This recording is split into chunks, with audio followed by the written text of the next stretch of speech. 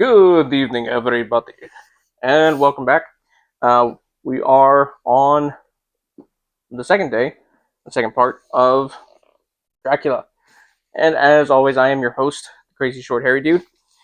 So let's go ahead and dive in, shall we?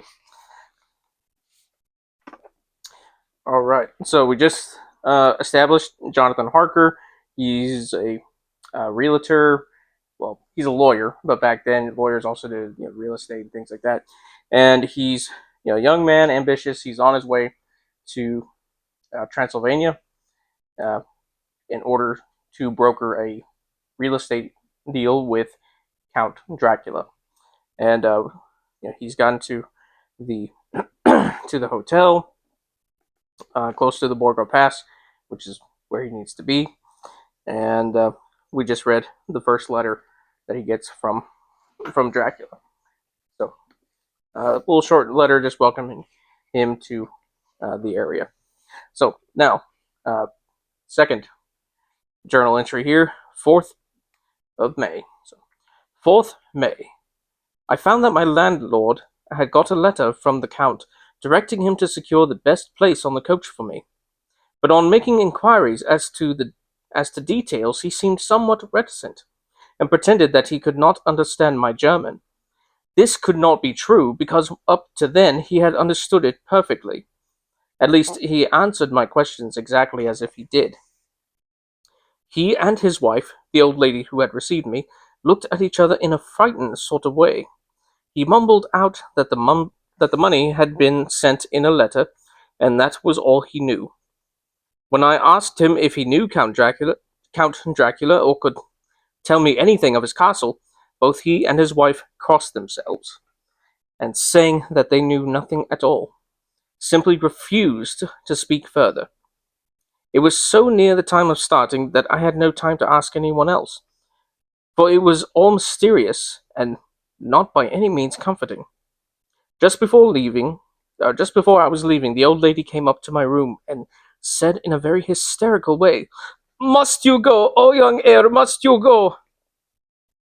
She was in such an excited state that she seemed to have lost her grip of what German she knew, and mixed it all up with some other language which I did not know at all. I was just able to follow her by asking many questions. When I told her that I must go at once, and that I was engaged on important business, she asked again, "Do you know what day it is?" I answered that it was the 4th of May. She shook her head as she said again, "Oh yes, I know that, but do you know what day it is?" On my saying that I did not understand, she went on, "It is the eve of St. George's Day. Do you not know that tonight, when the clock strikes midnight, all the evil things in the world will have full sway? Do you know where you are going and what you are going to?" She was in such evident distress that I tried to comfort her but without effect. Finally, she went down on her knees and implored me not to go, at least to wait a day or two before starting. It was all very ridiculous, but I did not feel comfortable. However, there was business to be done, and I could not allow and I could allow nothing to interfere with it. I therefore tried to raise her up, but said as gravely as I could that I thanked her, but my duty was imperative, and that I must go. She then rose and dried her eyes, and taking a crucifix from around her neck, offered it to me.